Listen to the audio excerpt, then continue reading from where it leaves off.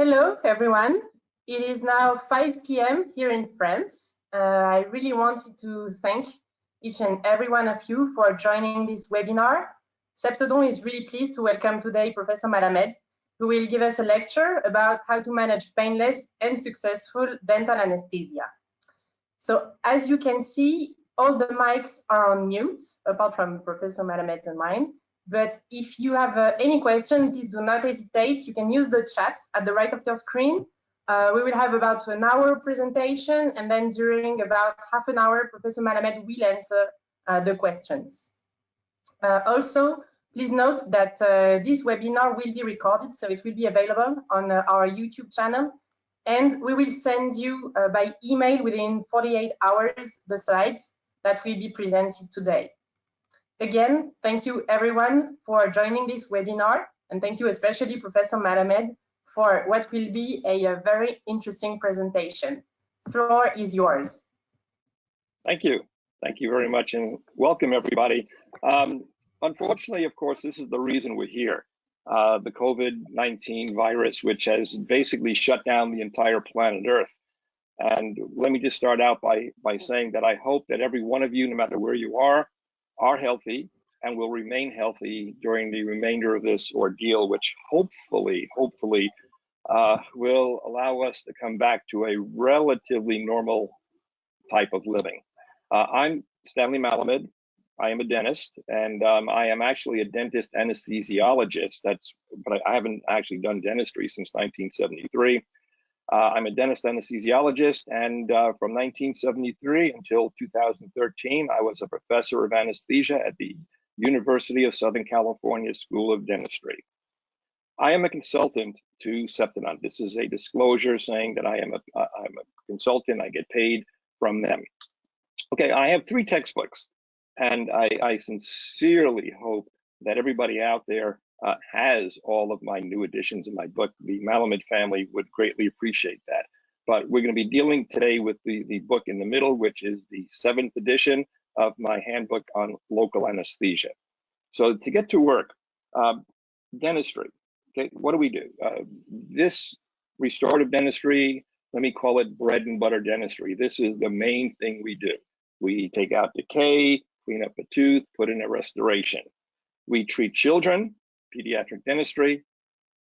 We do periodontal procedures, whether it's scaling and root planing or actual periodontal surgery, root canal work, endodontics. We extract teeth, unfortunately, when needed. And in today's world, we can put them back in, implant dentistry. None of the things I just showed you are possible without good pain control. They are possible, but it would hurt. It would be excruciating, and patients understand that, and dentists understand that. Nobody wants to hurt their patient. So the question then is, how do we prevent pain during our dental treatment? And there are 2 ways to do it. In actual fact, there's really only one, but we have local anesthesia and we have general anesthesia. And being an anesthesiologist, of course, I use both, but local anesthesia has been the backbone of pain control techniques in our profession. Local anesthetics, articaine, lidocaine, mepivacaine, and prilocaine. I've left out bupivacaine, which is a long-acting drug, but these are the 4 drugs you see on the top here that are the most commonly used.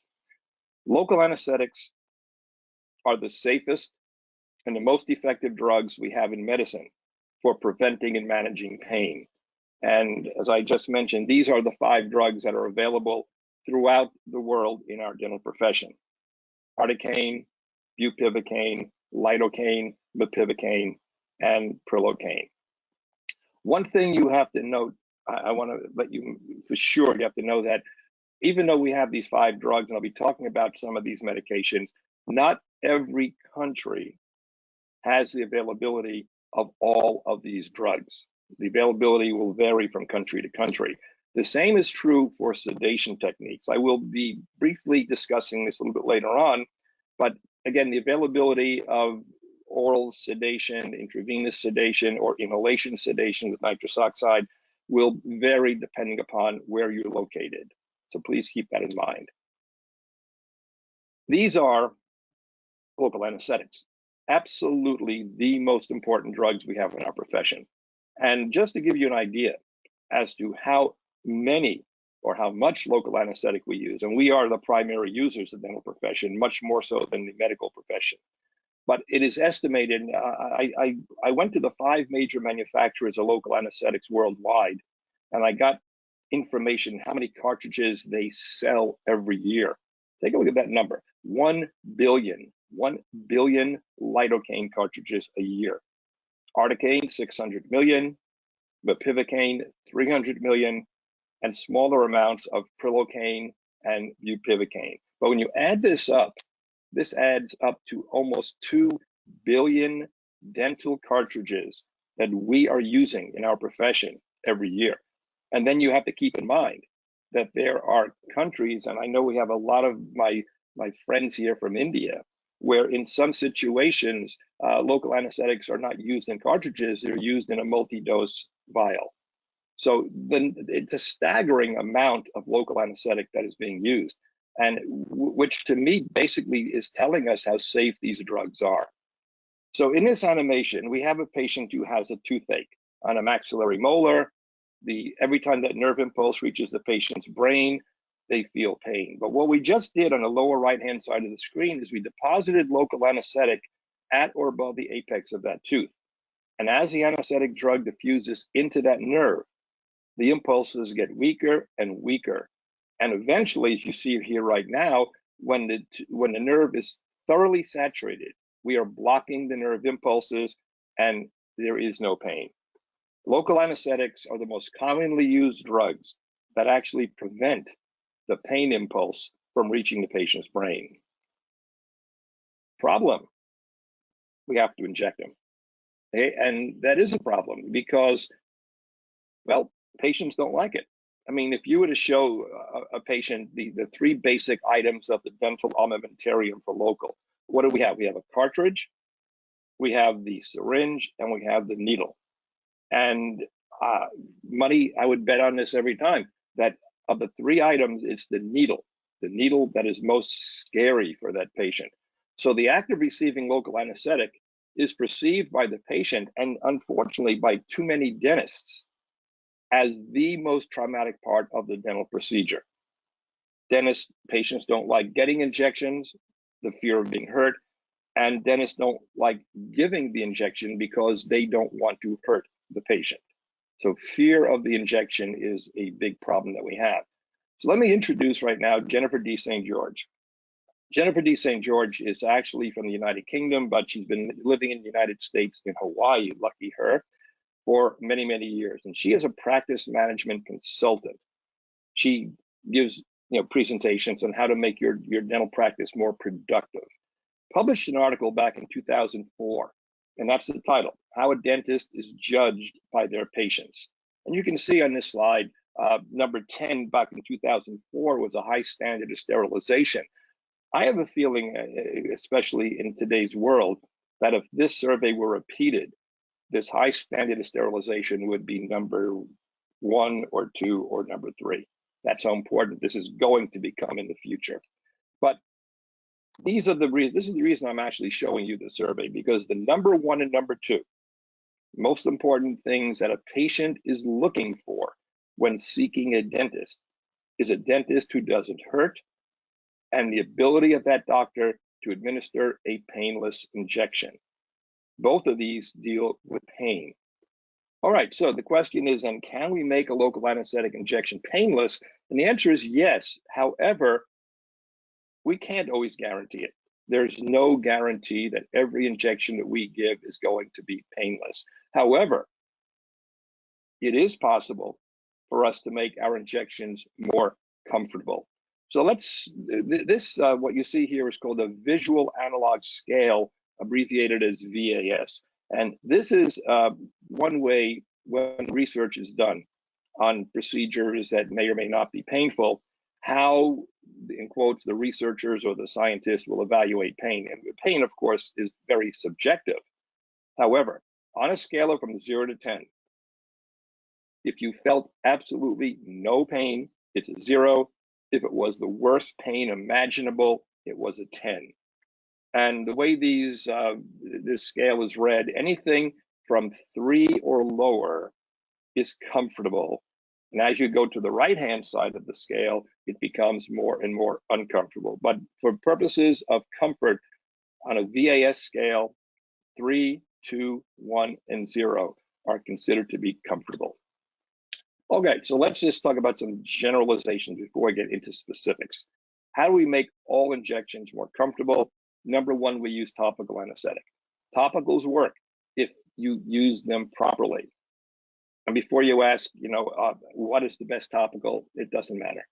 Most topicals are benzocaine, some of them are lidocaine, but if you put a little bit of topical, just a little bit, take a cotton applicator stick, and put a little bit of topical on it and leave it in the soft tissue at the site of needle penetration. After you take a 2x2 gauze and you wipe it off, and you just sort of clean the area, put the cotton swab with topical on there and leave it for minimally 1 minute, preferably 2. You are now able to penetrate the mucous membrane, the surface mucous membrane, for about 1 millimeter or 2. You can get the needle in comfortably. When you put the needle in, we stretch the tissue. This way, your nice sharp dental needle will surgically cut the tissue, as opposed to tearing the tissue, which is more uncomfortable. As you advance your needle from the penetration point down to the target nerve, wherever that nerve may be, whether you inject local anesthetic ahead of your needle or not is not really relevant. Some people do and some people don't. But you advance the needle slowly. Then when you get down to the place where you want to deposit the volume of drug, you aspirate. We want to prevent an intravascular injection, but it's important for you to aspirate twice. And between each aspiration, you rotate your hand about 45 degrees to change the bevel orientation. So after 2 negative aspirations, slowly, and this is really an important one because slow injections are much more comfortable, you slowly deposit the anesthetic drug. Now, the ideal rate for any intravenous drug, and this, what we're dealing here again is, what if by accident we did inject the local anesthetic intravenously? If you were to inject it at a rate of 1 milliliter per minute, 1 milliliter in 60 seconds, obviously you're not going to get pain control because you're giving drug intravenously, but you're not going to have a serious adverse event occur. But for many dentists, 1 ml per minute, which means almost 2 minutes for a cartridge, they can't do that. The average dentist in the United States, in a survey I did easily 20 or more years ago, will deposit a cartridge, 1.8 milliliters of solution, in about 15 seconds. All right, so we're talking about, that's fast. And if you were to deposit the anesthetic accidentally intravenously in that rate, a serious adverse event, an overdose of local anesthetic, would occur. So given the fact that most dentists can't physically bring themselves to inject that slowly, the recommended rate would be 1 milliliter solution over 30 seconds, which is much more doable. And in this case, both of these would be painless. Slow injection is the important thing.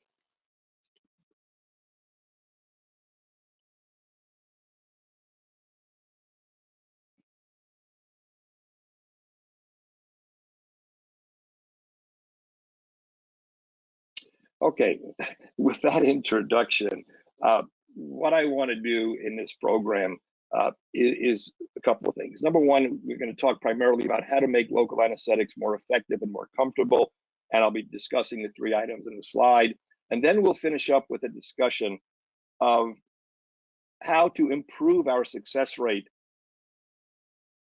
in anesthesia on mandibular molars in general, but more specifically on mandibular molars that are infected, pulpally involved mandibular molars. So let's start out then with the computer-controlled local anesthetic delivery. And the acronym for this is C-CLAD, C-C-L-A-D.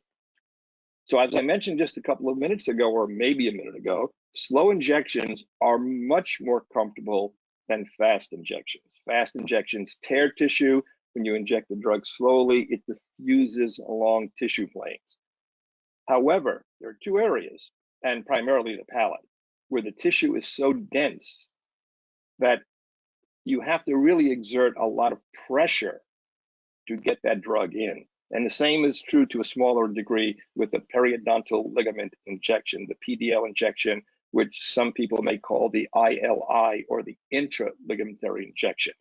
But if you were to measure the pressure of the anesthetic drug at the needle tip during a palatal injection, it's very, very high.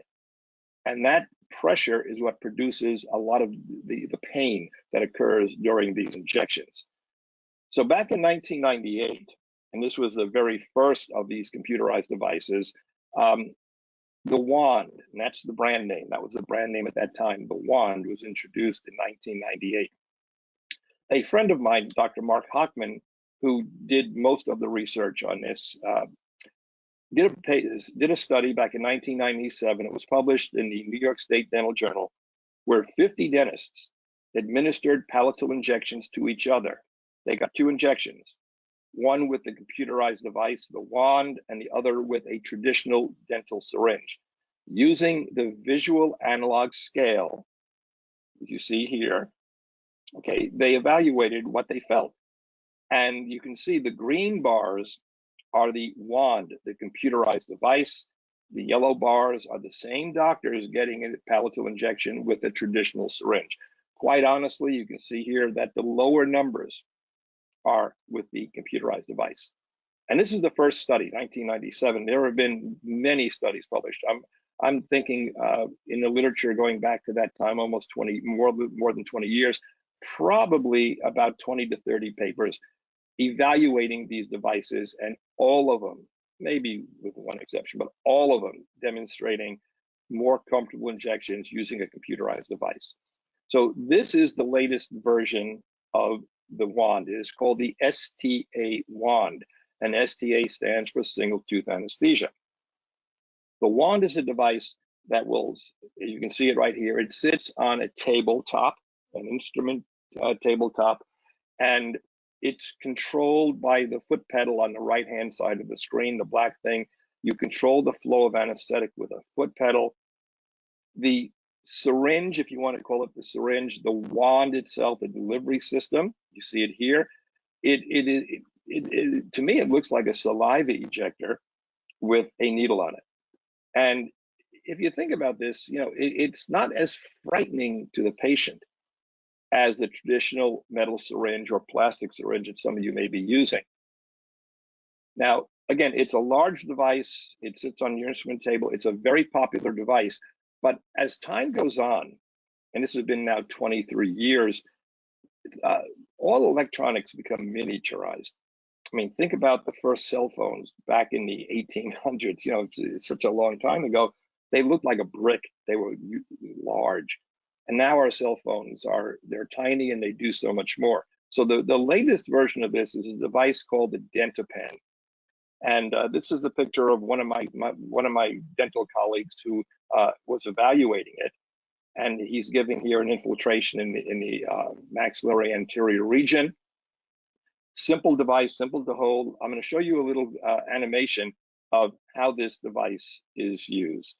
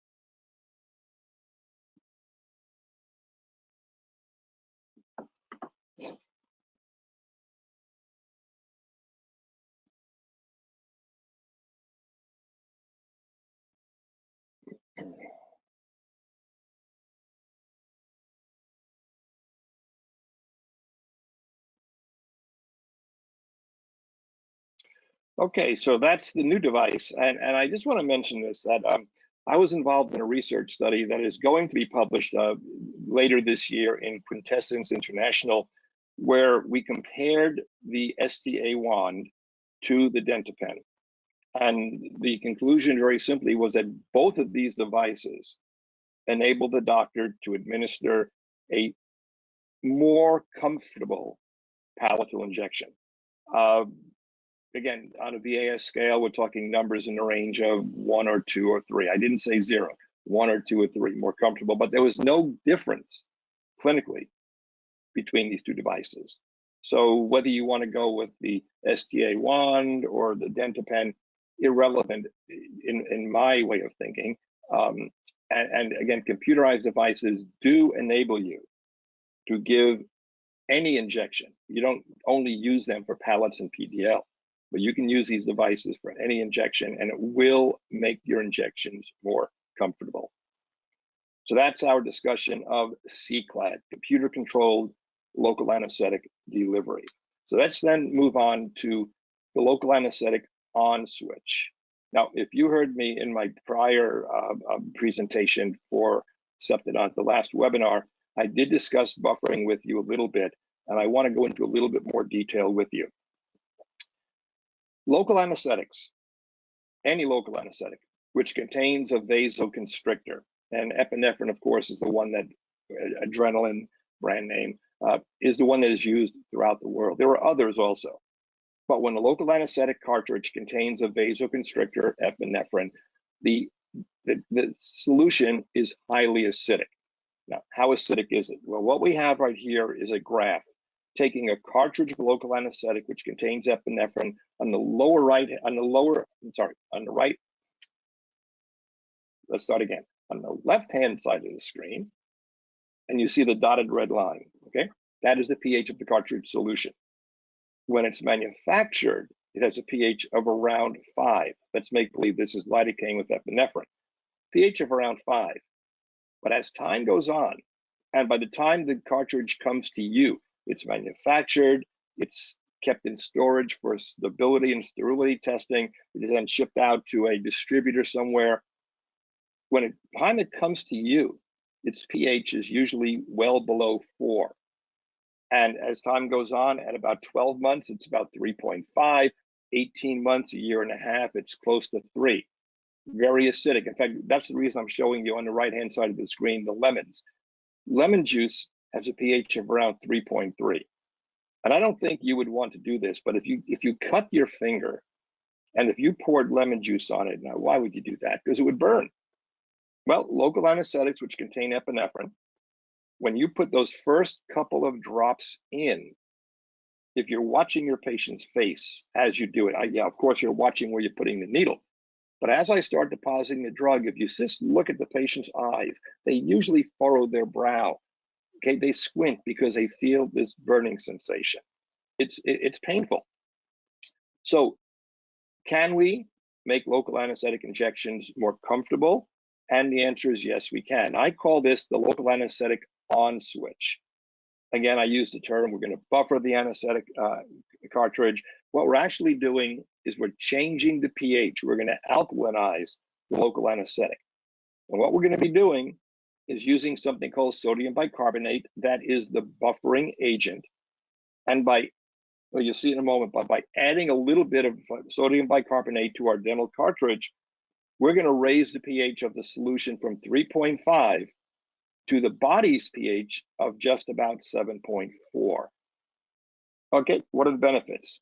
Well, buffering does 4 very, very nice things. Number 1, it provides a faster onset of anesthesia, more profound anesthesia, more comfortable injection, and less post-injection soreness. So let's then look first at the faster onset of anesthesia. This is a study that I did back in 2011, 2012, was published in 2013. And these are patients who received 2 injections, one with traditional lidocaine with epinephrine, a pH of around 3.5.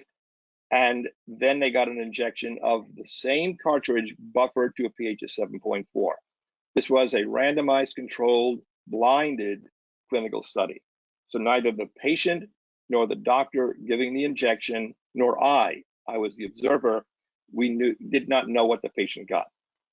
Well, it turns out that pulpal anesthesia, inferior velar nerve block, mandibular nerve block, testing with a pulp tester, 71% of the patients who received the buffered lidocaine with epinephrine had pulpal anesthesia within 2 minutes, versus only 12% of those same patients when they got the lidocaine with epinephrine that was not buffered. So a much more rapid onset of anesthesia. More profound anesthesia, we'll come back to this in a little bit later in the presentation, but this is a paper that was published. It was actually the cover article in the Journal of the American Dental Association back in March of 2019. And essentially, the article is, do buffered local anesthetics provide more successful anesthesia than non-buffered solutions in patients with pulpally involved teeth requiring dental therapy? And the short answer right now is yes, but I'll go into this a little bit later on. Third, more comfortable injection. And this is that same survey I talked about earlier, the one I was involved with in the early 2010s. And we asked the patients which injection was more comfortable.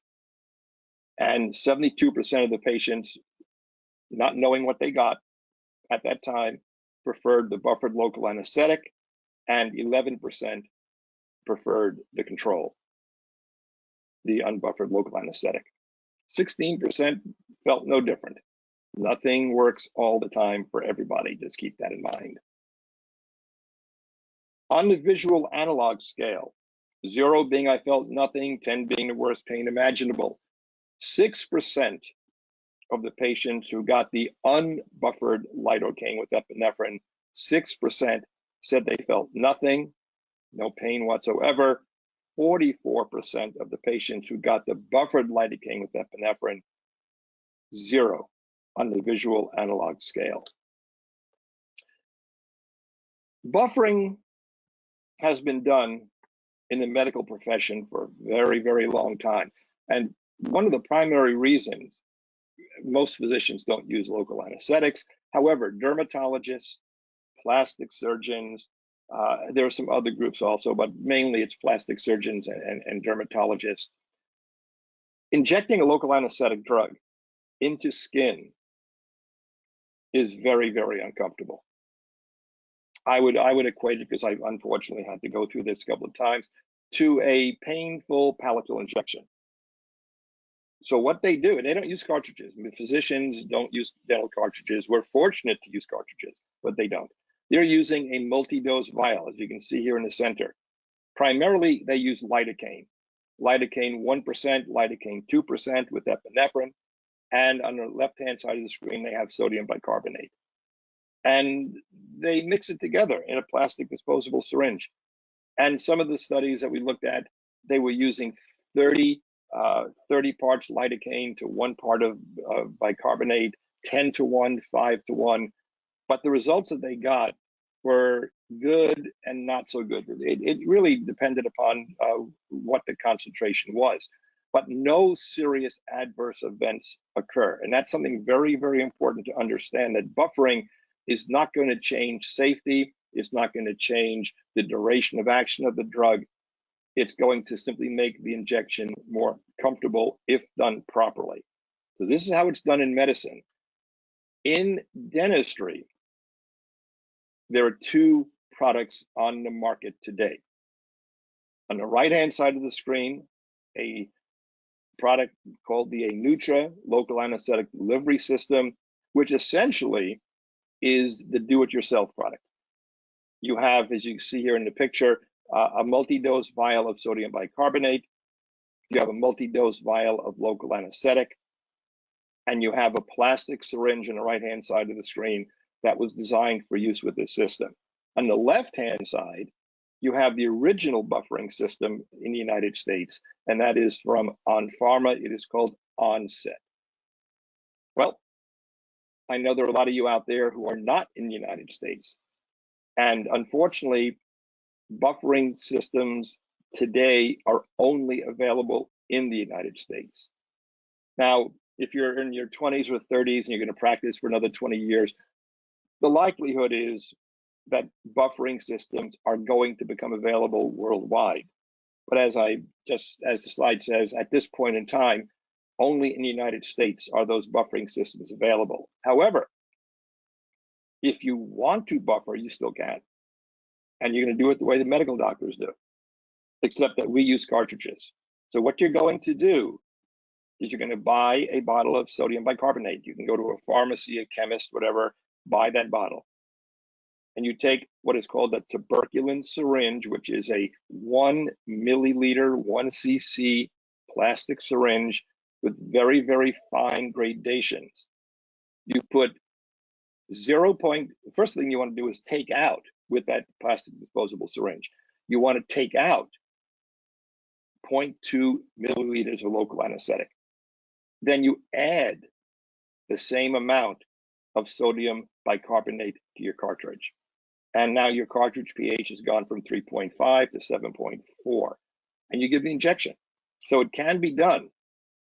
Again, I don't have the time to go into a lot more detail than this, but absent a buffering system, you can DIY, do it yourself. This is a paper that was just published. I was one of the authors on this, one of the two authors on this. The title is Buffering, the Key to More Effective and Comfortable Local Anesthesia. And I will offer you a little bit later on in the program the ability to email me, and I will send you a copy of this paper. But buffering is something that I really and truly believe is going to become very, very big in local anesthesia throughout the dental profession. And that's the on switch. So then let's talk then about articaine. All right, articaine is a local anesthetic drug. And articaine is the newest of our drugs. It was synthesized in Germany back in 1969.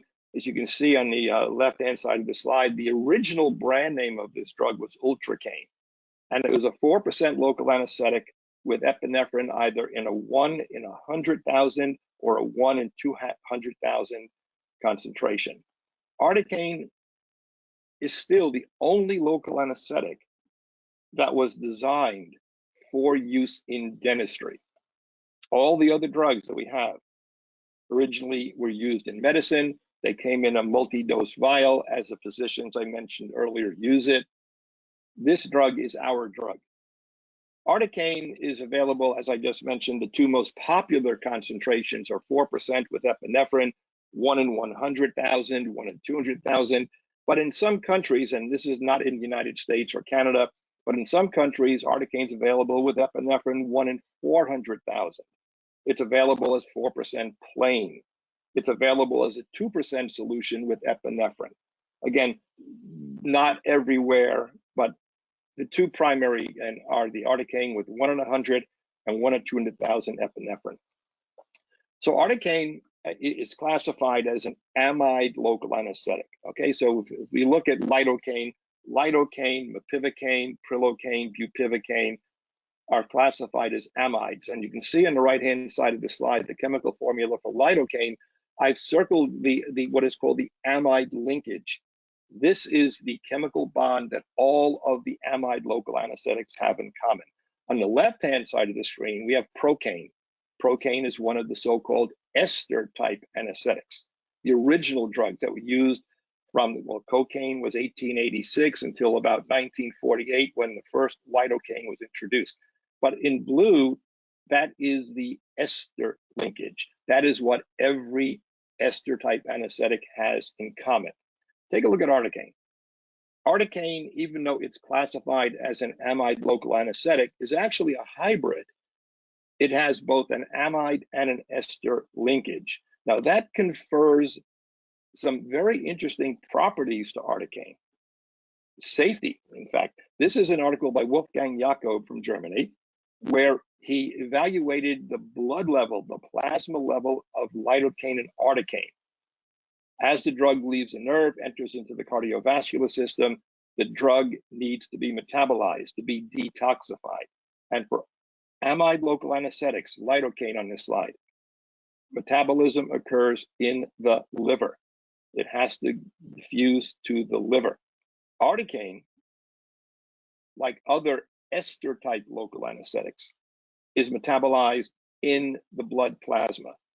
And if you can see here that the blood level of articaine decreases significantly more rapidly than does lidocaine. Now, why is that important? It's important for this, and by the way, let me go back to this slide. This has nothing to do with duration of action of the drug. The fact that a drug is metabolized more rapidly has no relevance to its duration of action. As long as the anesthetic drug stays in the nerve, it's blocking nerve conduction. This process you see in the slide starts only when the drug leaves the nerve and enters into the blood and reaches the liver for lidocaine. So I made this comment earlier that local anesthetics are the safest and the most effective drugs in medicine for the prevention and management of pain. Articaine, in the United States, we got the drug in the year 2000. In fact, next month, June, will be the 20th anniversary of articaine's introduction into dentistry in the US.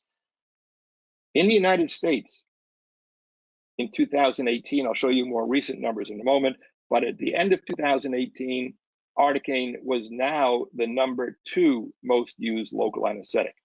Worldwide in dentistry, articaine is the second most used local anesthetic. It is the newest drug, yet it is second most used, only to lidocaine. Okay, it's a very popular molecule. These are some numbers I got from various countries as to what the market share of articaine is. Now, keep in mind that articaine was synthesized in Germany, was 1976, the first country to get the drug. 98% of local anesthetic usage by German dentists is articaine. Poland, 90%, France, 70%, in Spain, 68%, in Italy, a little over 50%. And the United States, the third quarter of the year 2019, articaine was now 41%. So what we're actually seeing, and let's go back to the United States, articaine was introduced in the year 2000. So let's go back to, if you go back to 1999, lidocaine was about 75% of the dental market in the United States. It's now about 47%. So what we're seeing is the sales of articaine going up and the sales of lidocaine going down. And I'm willing to make a bet that within the next 5 or so years, that articaine will become, in the United States and in most other countries, the most popular local anesthetic molecule. Why? Okay. I mean, all locals are good. They work most of the time, and they're all safe when used properly. So how is articaine better? Is it better? And there is, when I give a full day presentation on local anesthetic, I spend a lot of time discussing this because all locals are good. And in the clinical studies I'll mention a little bit later, articaine was shown to be just as effective as lidocaine. It wasn't shown to be better. And what we did in our studies, we did traditional injections. We gave mandibular, I'm going to use this term mandibular block as a generic term. We call it the inferior alveolar nerve block. Some of you may call it the IDB, the inferior dental block. We did those injections. We did maxillary infiltration, and we found no clinical difference in efficacy between lidocaine and articaine. But then, once articaine became marketed in the US, people began, endodontists primarily, doing research. This is the mandible. And in the adult mandible, the cortical plate of bone is thick, it's dense. Unlike the maxilla, where infiltration works because the bone up there is porous. Infiltration, as a rule, doesn't work in the mandible. It would be nice if it did, but we're stuck, aren't we stuck, with that darned inferior alveolar nerve block, that mandibular block. So let's talk about a couple of studies that were done. Again, I'm going to go through these studies kind of rapidly with you, but they started taking articaine and giving a buccal infiltration in the mandible And I'm going to talk about mandibular molars essentially right now. So let's take a look at a study where they gave an articaine buccal infiltration in an attempt to get pulpal anesthesia on mandibular posterior teeth. And in this study, they deposited a full cartridge. In the United States, it's 1.8 mLs in the buccal fold by the mandibular first molar. And they pulp tested every 3 minutes over an hour. And success was based upon 2 consecutive pulp tests with no response to maximum output from that pulp tester. Take a look at the numbers here. Okay, on lidocaine was 45%, starting on the second molar going anterior. Lidocaine is 45%, 57%, 67%, and 61%. But look at articaine, 75, 87, 92, and 86%. Okay, and all of these values were statistically significant. So it does diffuse better. And there's a reason for it, because articaine is more lipid soluble than all other dental local anesthetics. This is the chemical formulation of the formula for articaine. And what I have highlighted in the yellow is what is called a thiophene ring. All local anesthetics, to be lipid soluble, have to have what's called an organic ring. And most local anesthetics, other than articaine, have a benzene ring. Articaine doesn't. It has a thiophene ring.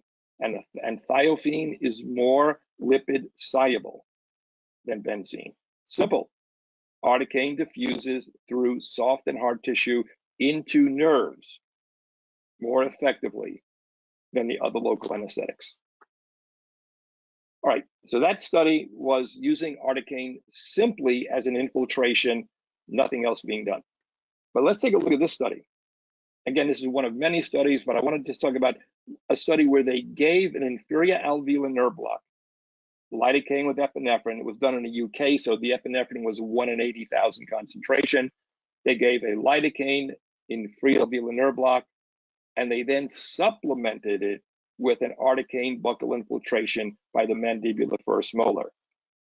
So on this slide, this is just a graph showing you the results of the study published back in 2009. The line on the bottom, the blue line, was the patient who got the lidocaine block only, 55.6% success. Now, the patient, it was a double-blinded study. Patients came in twice, okay, and they got either the block with no supplemental injection or the block with the articaine supplement.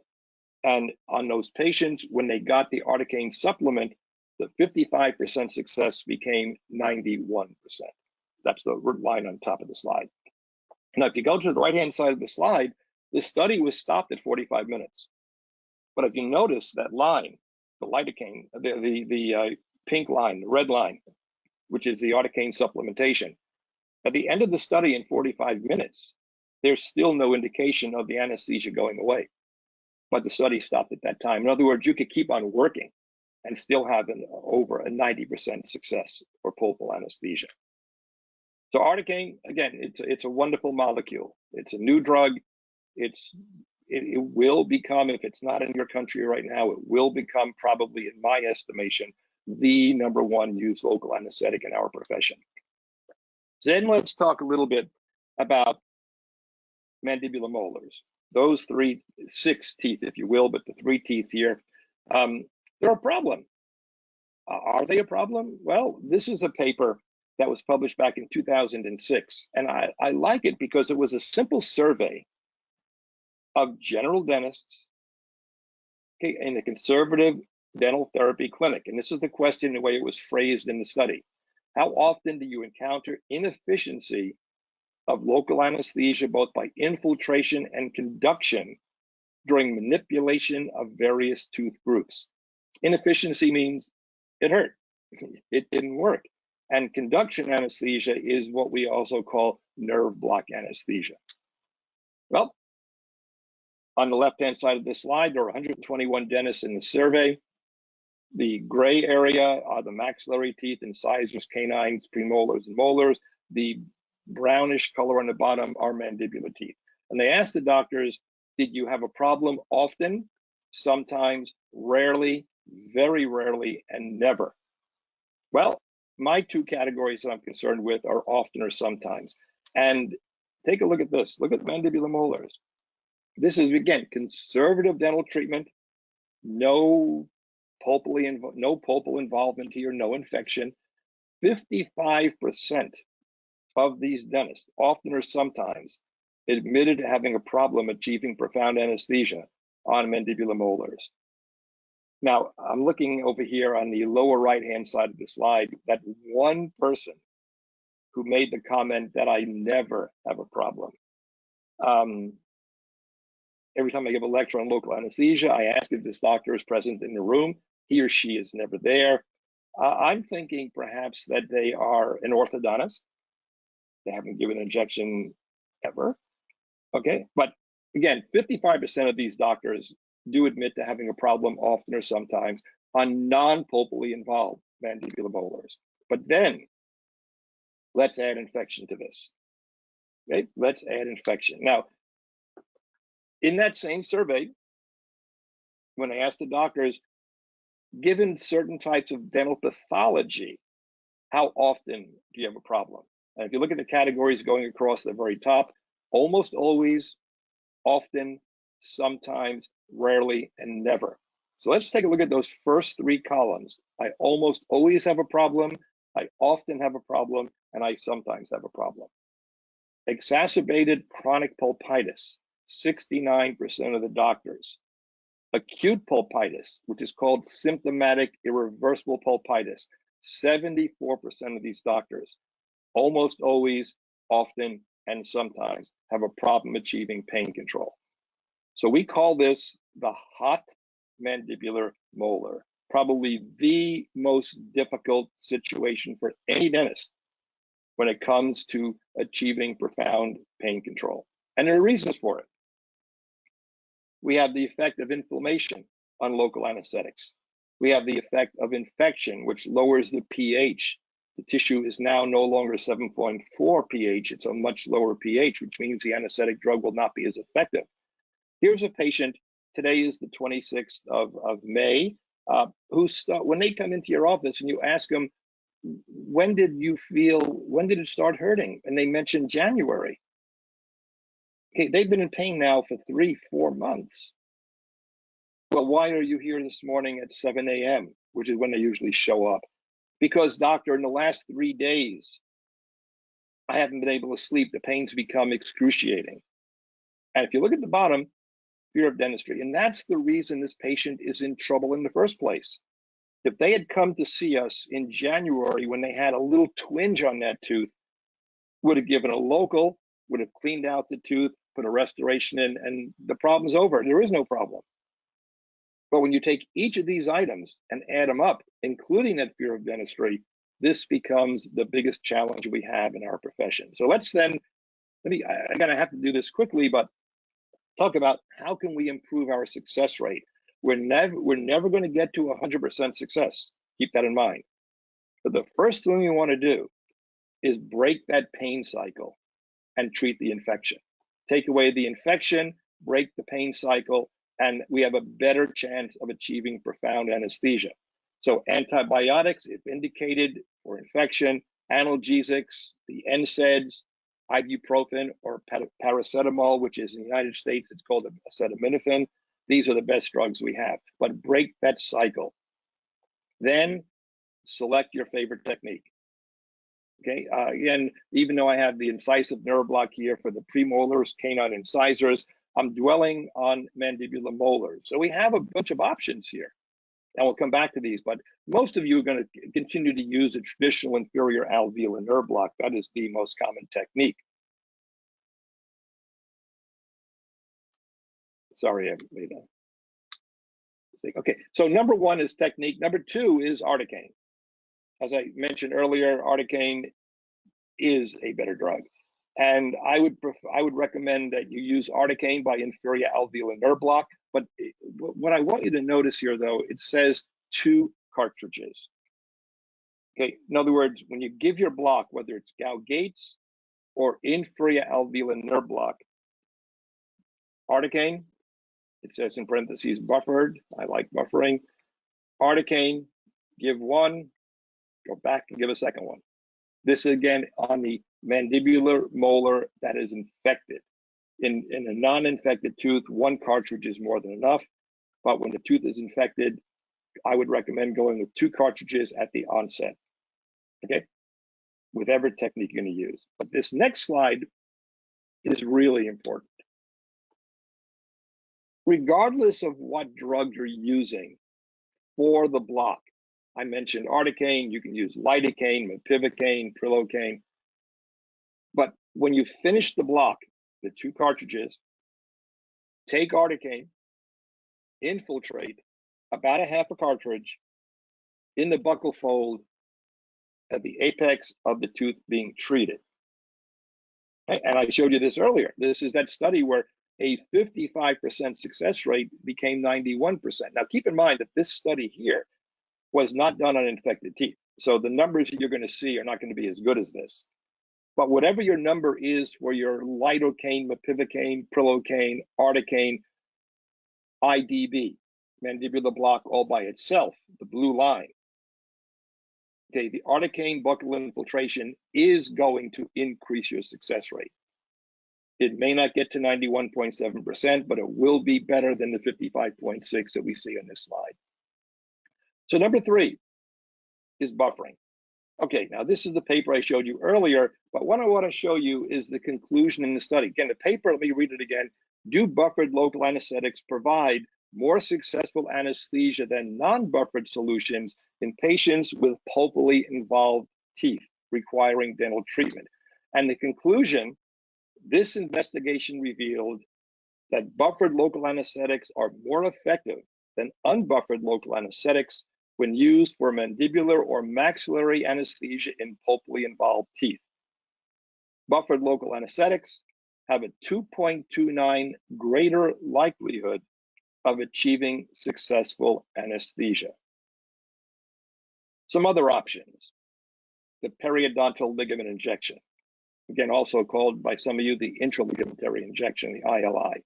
And it means depositing 0.2 of 1 ml. Now, regardless of the size of the cartridge you have, whether it's 1.7, 1.8, or 2.2 mLs, that little silicone stopper, the bung that some of you may call, that is the equivalent of about 0.2 milliliters of solution. And you have to deposit it. You take the needle, bevel against the root, you slide it down as far as it'll go. You want to get it wedged in between the root and the interproximal bone, and you deposit 0.2 of 1 ml. As you can see here in the slide, the anesthetic will diffuse into the interproximal bone and diffuse down to the apex of the tooth. You need to do this on both of the roots of that mandibular molar. Onset of anesthesia is essentially immediate. Duration is, I don't know, because you're only putting in a small volume, but it will get you going. And if you have to go back and repeat the injection, then go ahead and do it. But PDL injections work. The other option for this is intraosseous anesthesia. Now, again, not in the United States, within the endodontic community, it's a very popular injection because it works. And what you're going to be doing, and this is a painless injection, is depositing. You have to drill a hole with a small round burr in the interproximal bone distal to the tooth you're treating.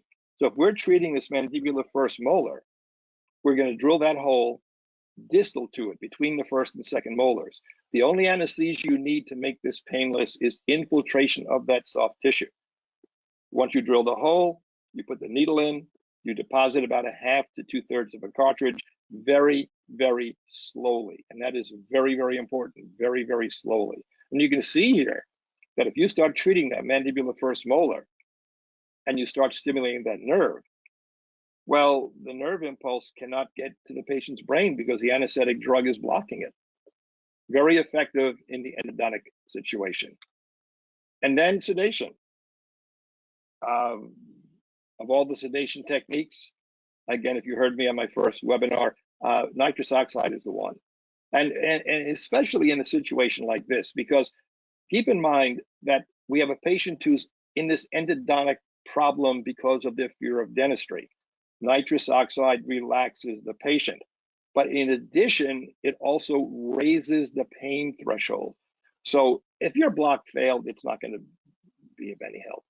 But if your block is almost good, but they're feeling perhaps a twinge, it'll raise the pain threshold enough that the patient will no longer be bothered by that twinge. So let me just go over this. This is my algorithm, if you will.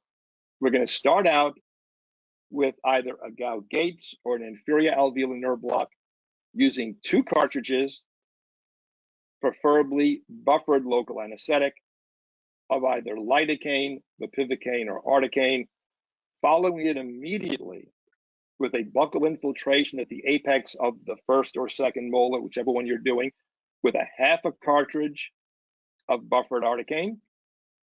I understand that we don't always have buffering, but again, with articaine. If you need help following this, we will then do the periodontal ligament injection. An option, or instead of, or in addition to, would be intraosseous anesthesia. And in virtually all situations, but not all entirely, that will allow you to enter the pulp chamber of that mandibular molar comfortably. If it doesn't, we have intrapulpal. We don't want to do intrapulpal anesthesia because it can be very uncomfortable, but that's the last option, and it does work. So, recommendations for greatest success: articaine, buffered local anesthetic, select your most preferred technique, and use sedation if you have it available. Keeping in mind that not everybody out here has buffering available.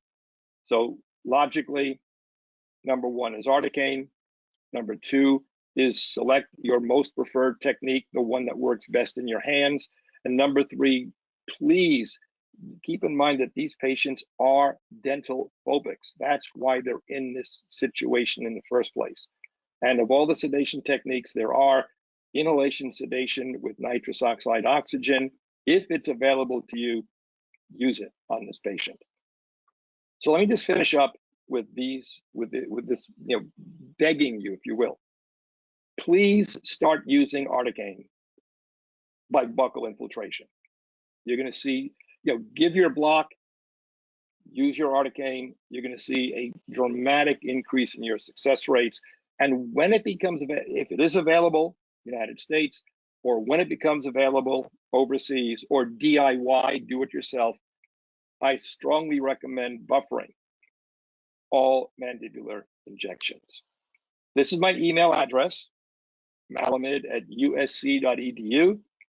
And if you want to email me after the first webinar, I had hundreds of people asking for articles and also asking some very, very good questions. So feel free to email me, since we're still in lockdown here in California. I have all the time in the world to respond to emails. Okay. And I want to thank you. I want to thank you for joining me in this webinar. And I'm hoping that some of the material we discussed here today will be of benefit to you in your clinical practice. So we're now going to open this up to a Q&A period. And I want to thank you once again. Yes, thank you all. Of course, thank you, Stanley. So we do have a lot of questions. Maybe the very first one, you said in your introduction that, well, pain was one of the main things patients judge their dentist on. You also said that safety would probably become more and more important for dentists, but also in the patient view. How do you think safety will become, and maybe, I don't know, safety needles, sterile, single-use elements? How do you think your dentistry will evolve in this context? Well, first of all, here in the United States, dentistry is still closed down, except for emergency procedures. And the biggest problem we have in our profession, which is a big problem, is spray. I'm not worried about the safety. I mean, yes, it's important, safety, needles and things like that, but It's that spray that comes out of the patient's mouth, whether it's from the high-speed handpiece, anything that we're doing in a patient's mouth. And how do we prevent that? That's the reason why dental offices have been closed down. We can't protect ourselves from that spray. And that is going to change the way our dental profession works. Again, I don't have an answer to that one. I really don't. But we have to address that, because this virus and new viruses, which will occur obviously in the future, are out there. I mean, I go back to the days in dentistry before wearing masks, gloves, and glasses. And when I started wearing glasses, wow, there was an awful lot of stuff that was on the glasses when you're drilling in a patient's mouth. It was there when I wasn't wearing glasses, but I didn't know it, and it got into my eyes, and I probably inhaled it. So again, I don't have really a good answer for that, except for the fact that our profession is going to change, because we're going to have to change because of what's going on out there right now. Right. Thank you. We have a lot of questions also about children. Could you please give us some tips regarding dental injection for children? Sure. Whomever asked that question was not with us at the last webinar. But okay, children, one of the biggest problem that we might have with children when it comes to local anesthesia, it's a problem that occurs when a non-pediatric dentist, in other words, when a general dentist is treating children. So this is a question that I anticipated getting. And, you know, articaine is a fantastic drug. And one of the questions that probably will come up, if it hasn't already, is how come it says that you shouldn't use articaine in patients who are under 4 years of age? Well, first of all, articaine is a very, very safe drug in any age group. But let's talk specifically, if you will, about the younger patient. And here's the reason. This is the package insert from Septodont. This is a United States product, okay?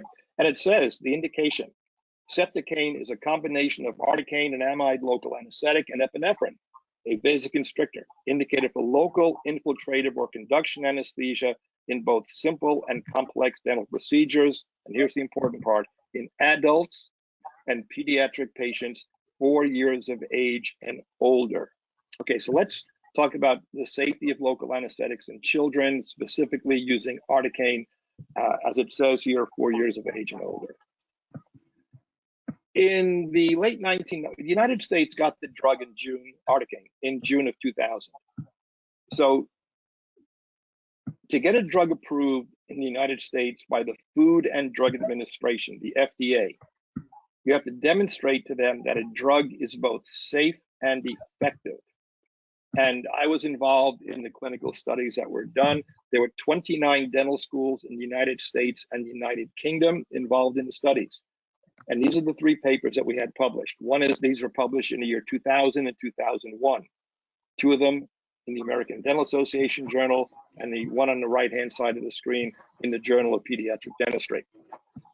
They were the efficacy of articaine, the safety of articaine, and the pediatric use of articaine. So why? Okay, why is it safe 4 years of age and above? Because in our pediatric study, we enrolled patients who were 4 years of age and above.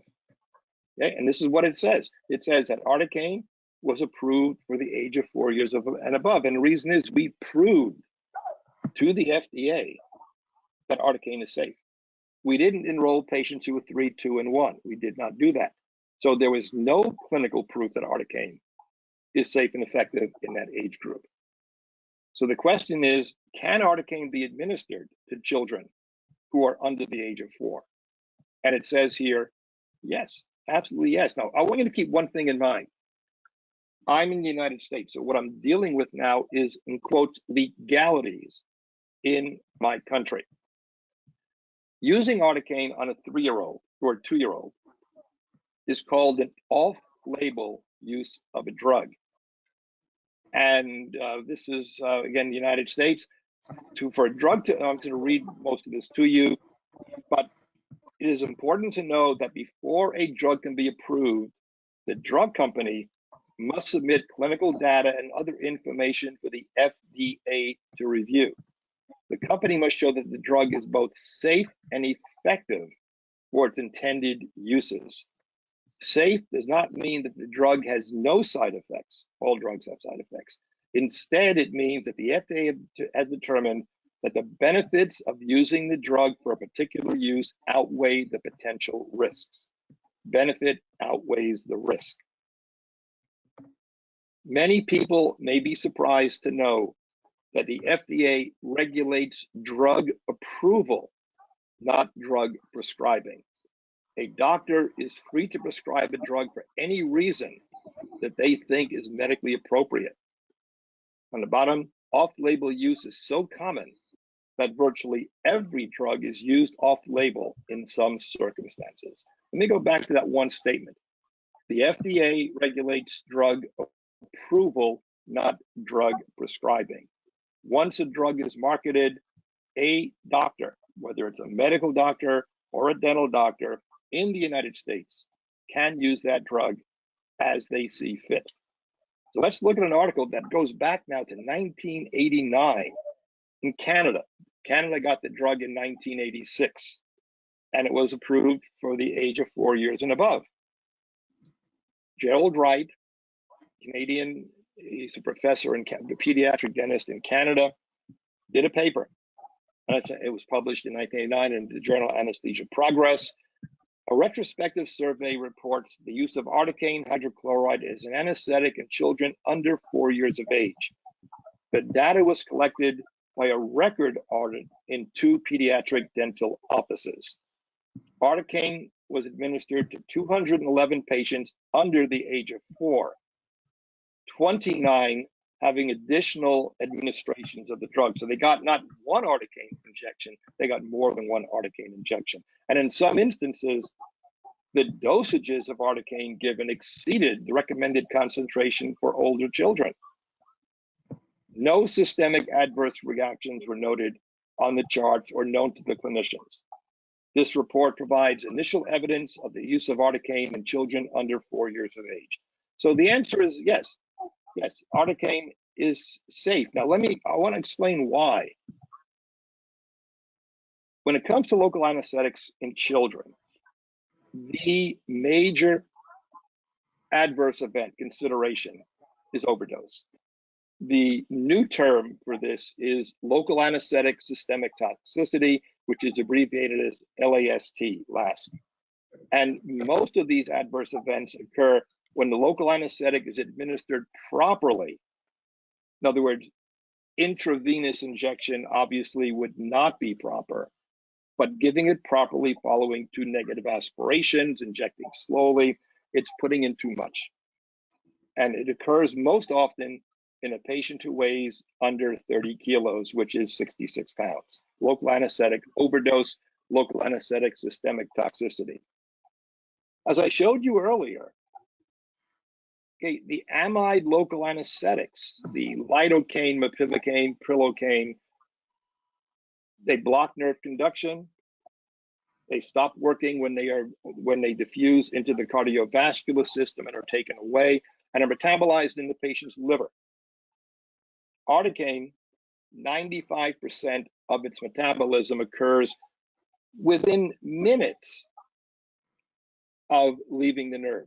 It's metabolized by esterases, enzymes that are found in the blood. And the half-life of articaine has been calculated to be between 20 and 27 minutes in adults. In the geriatric population, the half-life is 27 minutes. And in children, the half-life is 18 to 23 minutes. So when it comes to an overdose of local anesthetic based on giving an overly large dose, articaine is a much safer medication. All right, so that's the main thing. It's not giving a lot of local anesthetic to young children. You don't need to give full cartridges. The thicker a nerve is, the more anesthetic you need. So with an adult patient, we talk about giving 1.8 mLs of local anesthetic or 2.2 mLs in some countries to get the inferior alveolar nerve block, to do a Gauge-Gates mandibular block. For a maxillary infiltration for an adult, you put in a third of a cartridge. Okay, when it comes to children, you don't need that much. Let's just, there's no magic number here, no magic way of doing this. But if you just took your adult dose and cut it in half on a child, okay, you'd have profound anesthesia because number one, their bone is thinner, the anesthetic works better, and the nerve is thinner. So it's a lot easier to get the drug in there. So basically, it's giving less. It's giving less local anesthetic on young children. And again, articaine is my preferred local anesthetic for children, basically because of the fact that it's metabolized so much more rapidly than the other local anesthetic drugs. Right, thank you. And we do have several questions about the maximum number of cartridges that could be given to children and even to adults. Maybe if you could remind the Sure. formula to calculate it. Okay, I don't have that slide right available. I apologize for that. I didn't anticipate that question, but in that drug package insert, that piece of paper that comes inside the box of local anesthetic, it gives you the recommended maximum recommended dose, MRD. And for every drug based on kilograms, for example, in the United States, for lidocaine, the maximum dose is based on 7 milligrams per kilo, not to exceed 500 milligrams. Articaine is 7 milligrams per kilo in the United States. Other drugs are 6.6, but read the package insert that comes in that box of local anesthetic, whatever country you're in. Now, that is a maximum recommended dose. We don't want to go there. If the maximum dose of articaine is 500 milligrams, keeping in mind that there are 72 milligrams inside of a cartridge of articaine. Okay, it's a 4% solution, 40 milligrams per milliliter, 1.8 mLs in a cartridge, 72 milligrams in a cartridge. Okay, you can, in theory, administer up to 500 milligrams, but why? You want to use the lowest volume, the smallest volume of local anesthetic that you need to achieve profound anesthesia. And you rarely need to give that maximum dose. Now, also keep in mind this, that maximum recommended dose is based upon giving it all at one time.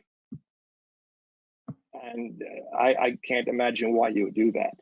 But if you were to give a cartridge now, work, patient begins to feel it a little bit later, half an hour, 40 minutes later, you go back and give another cartridge. Okay, it's safer. It's safer. But the maximum recommended dose is simply there as it's an absolute in theory, but it's based upon the administration of that entire volume at one time, which you should not be doing. You want to use the smallest volume of anesthetic that is effective for getting pain control. Right, and talking about using the smallest volume possible, we have a question asking how to choose between the articaine 1 in 100 and the articaine 1 in 200, so when it comes to vasoconstrictor dosage. Okay, well, when it comes to vasoconstrictor dosage, there's very little difference. The only difference when it comes to using lidocaine with 1 in 100, 1 in 2,000 epinephrine is if you're using it for hemostasis. In other words, you're going to be doing a soft tissue surgical procedure and you want to minimize bleeding. The 1 in 100,000 epinephrine will be more effective as a vasoconstrictor than the 1 in 200,000 epinephrine. But you know, that's really not much of a consideration because what you're doing for hemostasis is you're not giving a nerve block. You're taking that cartridge of local anesthetic with a needle, you're putting that needle tip into that papilla, and you're putting a drop of local anesthetic in, and the tissue turns white. It's ischemic. And now you can do your surgical procedure with less bleeding. But when it comes to effective pain control, the 1 in 100,000, the 1 in 200,000 articaine solutions are effective. Both of them are. And there's little difference whatsoever. In fact, I would say that there's none. They both work. So let's look at this logically. Let me talk about the United States. Most of the dentists in the US, the 40% market share of articaine, are using the 1 in 100,000 concentration not the 1 in 200,000 concentration. Why? Because articaine 1 in 100,000 was approved by the FDA in June of the year 2000. 1 in 200,000 epinephrine was approved 5 years later. Now, given the fact that there's no clinical difference in those two drugs when it comes to pain control, logically, you'd want to use the lesser concentration of epinephrine, especially in a geriatric age group. I'm pointing to myself if you can't see that, because people at either end of the bell-shaped curve, we always say under the age of 6 and over the age of 65, there are more patients who are hyper responders. And a hyper responder with epinephrine will have tachycardia, will feel palpitations, will get shaky, they start sweating a lot. So less epinephrine is good. Okay, but again, most of the doctors are using 1 in 100,000 because it had a 5-year head start. And since there's really no clinical difference in how the drug works, they haven't changed. But again, 1 in 200,000 articaine, when it comes to pain control purposes, is as effective as 1 in 100,000 articaine, and you're giving that patient less epinephrine. The only advantage to 1 in 100,000 articaine is for hemostasis, but you're only putting a drop or two in, and the 1 in 100,000 is better in that situation.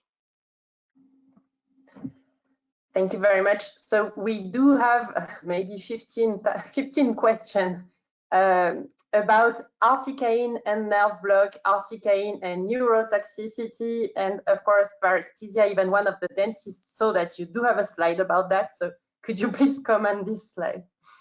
Well, that was the other thing I anticipated whenever I discuss articaine. So let's, again, this is the short version. I can't, obviously with the time factor right now, I can't give you the long version here, but it all started back in 1995 in Canada. They got the drug in 1986, and Dan Haas published a paper talking about the incidence of local anesthetic paresthesia in the province of Ontario, Canada. And what I'm showing you here on the right-hand side of the screen is from his article, the percentage of patients who had lingual nerve paresthesia. Søren Hillerup in Denmark in 2006 published a paper. By the way, all 4 of these papers are doctors who recommended against the use of articaine for inferior alveolar nerve block, for mandibular block. Hillerup in Denmark, 77% of the patients that he looked at the records had lingual paresthesia. In Australia, 80%, only 5 patients in this study, 80% of them had lingual paresthesia. And in the United States, Garisto and Haas in 2010, 92% of the patients had lingual paresthesia. So let me just go through quickly with you this information. Half of the injections that we give intraorally are in the mandible, and the other half are in the maxillary arch. Okay. More than 90% of all the reported cases of paresthesia in dentistry, going back to the 1950s, occur in the mandible. Between 70 and 92% of those cases only involve the lingual nerve. Articaine, even though it's a dental drug, is now being used in medicine. And as far as I know, and I look at the literature on a regular basis, there are no reported cases of paresthesia following articaine administration outside the oral cavity. So, is it possible for a drug to be so specifically neurotoxic that it only damages nerves in the mouth, specifically in the mandible, and more specifically, the lingual nerve? The answer is no. If a drug is a neurotoxin, it damages nerves. It can't distinguish between a maxillary nerve, the sciatic nerve, or a nerve in the mandible. It can't do that. So, if the paresthesia, I get involved because of what I do. I have the textbooks. I'm sort of well known in this area. I get involved in medical legal situations. I do defense. I try to defend. And I get involved, unfortunately, well, going back to the year 2000, with a number of cases where a dentist was sued by a patient when they had paresthesia. Okay, now this is my interpretation. If the paresthesia involves the distribution of the inferior alveolar nerve or the mental nerve, in other words, the chin, the lower lip, the buccal soft tissue have paresthesia. These are the 5 possibilities. Yes, it could be the drug. It could be the epinephrine. It could be mechanical trauma of the metal needle contacting a nerve. It could be a hematoma, blood irritates the nerve, and it could be edema. Edema compresses the nerve. So these are the 5 possibilities if the distribution of the paresthesia involves the inferior alveolar nerve or the mental nerve. However, keep in mind that virtually all of the cases, between 70 and 92% of the cases of paresthesia, involve only one nerve, the lingual nerve. And it's I firmly believe this, it's mechanical trauma.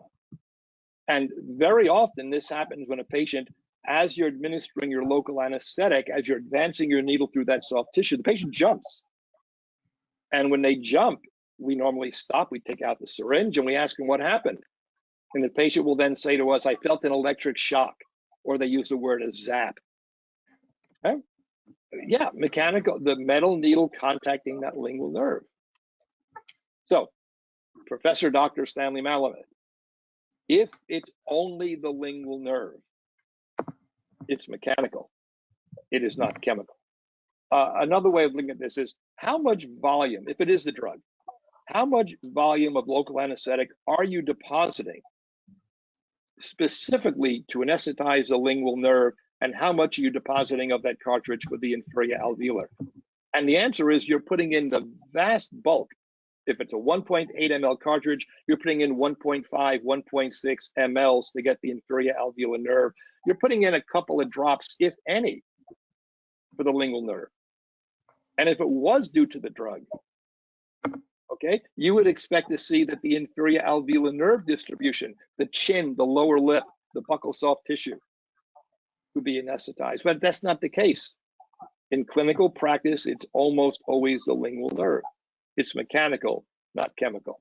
So I want to finish off by, let's take a look at this literature, because this is, again, this whole concept, this whole controversy began in 1995, and even though it dies down, and in fact, happily, whatever in the United States right now, it is really not a major consideration. It is in other places, obviously, since a good number of you asked that question.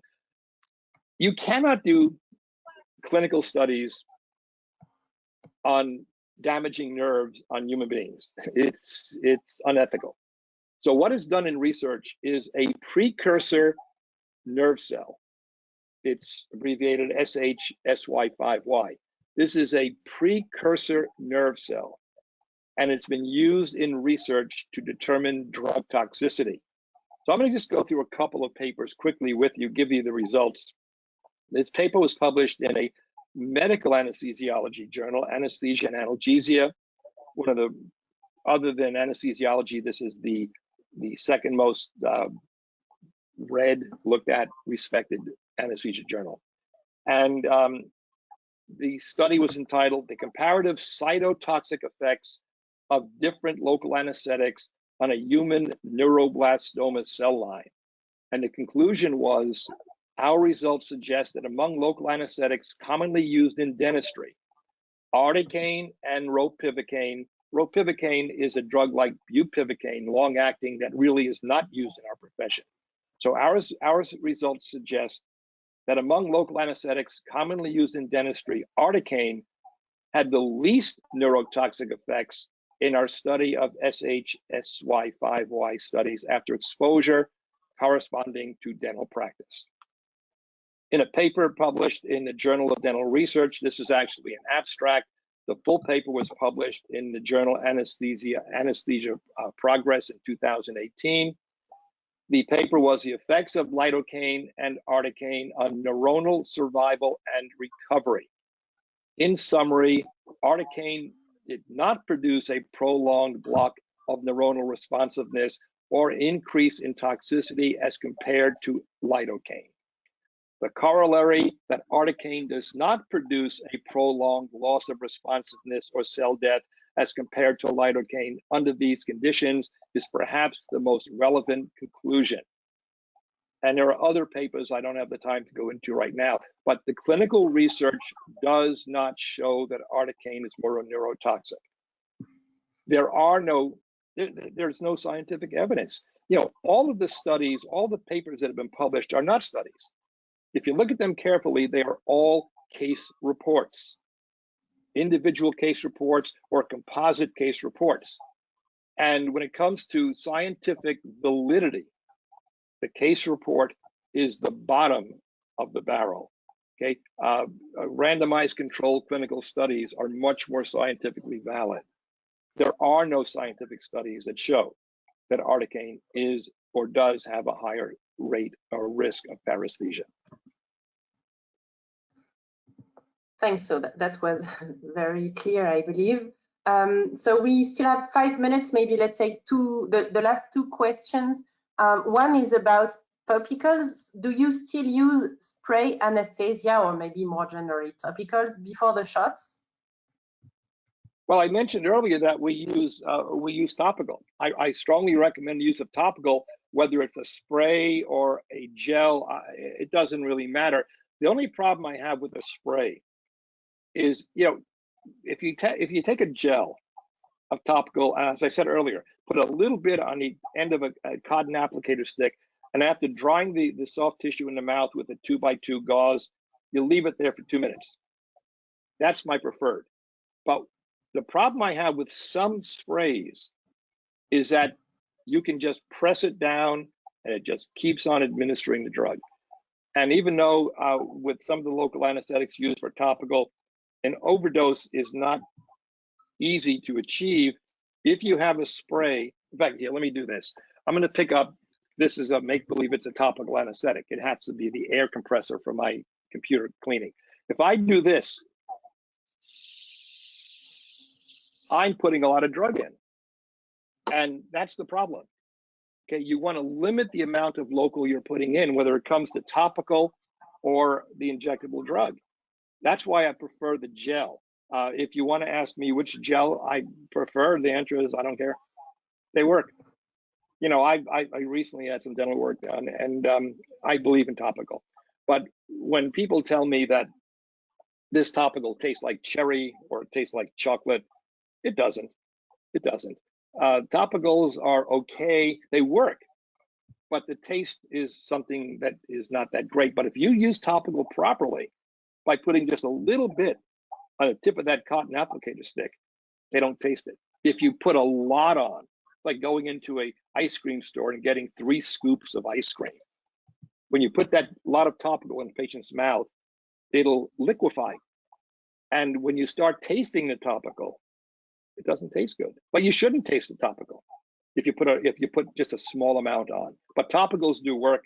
And whether, again, my problem with the spray is that if that spray that you're using doesn't deliver a metered dose, just a little bit comes out. If you can do what I just showed you, just keep on spraying it, okay, that becomes potentially dangerous. But topicals are excellent, they work.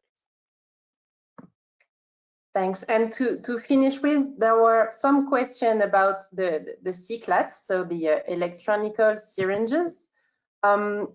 So the doctors were asking, can you use the DentaPen? Is it good enough for any type of tooth, especially posterior teeth? We also had the question of could it be used for nerve blocks? And then can the DentaPen be used for children? Okay, well, first, let's take care of the children part, of course. You can use any syringe on anybody. So there's no limitation on what you can do. So DentaPen, the wand, and there are other devices out there in other countries, but these devices can be used for any injection on any patient, any size. You know, if you're going to use the DentaPen or the wand for an inferior alveolar nerve block, The important point is the needle. Literally, the important point is the needle you're putting on it. You want to use the appropriate length needle. So the answer is, for any computer-controlled anesthetic delivery system, you can use it for any injection in the mouth. Yes, most often they're used for the palate and for the periodontal ligament injection, but you can use these devices for any injection on an adult or a child. The needle is the important point. It's the length of your needle. One of the things that you were taught early in your dental training is that you don't want to insert a dental needle all the way into the soft tissue to its hub. Okay, you don't want to do that. So you're going to use the appropriate length needle for that injection on that patient. But you can use these devices for any injection on any patient. Right, thank you so much, Professor Malamed. It's 6:30 now in France time. So again, I want to thank you all for following our webinar. You were very numerous again today. And thanks, Professor, again, that was crystal clear, I believe. Thanks. Let me just finish up with this again. My email address is malamed@usc.edu. You will receive a copy of the PDF from Septodont directly. But if you have any questions for me, feel free to email me and I will respond to you as soon as I can. So thank you all very much and stay healthy. Thank you.